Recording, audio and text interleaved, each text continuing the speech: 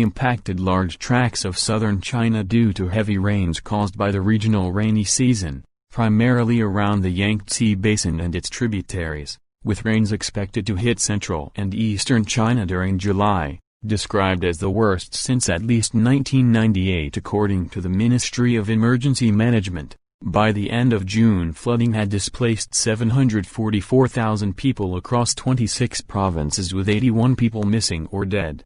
As of 13 August, the floods have affected 63.46 million people and caused a direct economic loss of 178.96 billion CNY, which are 12.7% and 15.5% higher than the 2015 to 2019 average, respectively.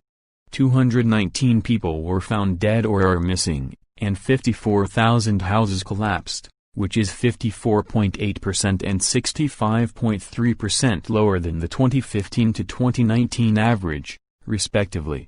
5. The Ministry of Water Resources said that a total of 443 rivers nationwide have been flooded, with 33 of them swelling to the highest levels ever recorded. According to statistics from the National Cultural Heritage Administration, NCHA, 76 key national cultural relics and 187 provincial cultural heritage sites have suffered damage of varying degrees.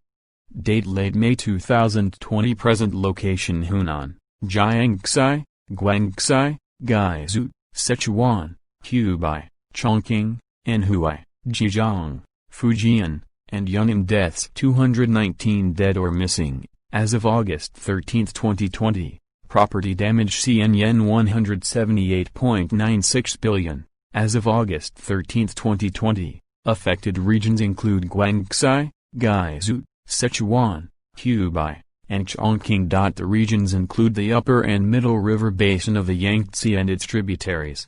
With more rain, floods started to extend to lower regions of the Yangtze basin such as Anhui, Jiangxi, and Zhejiang. Hunan, Fujian, and Yunnan were also affected.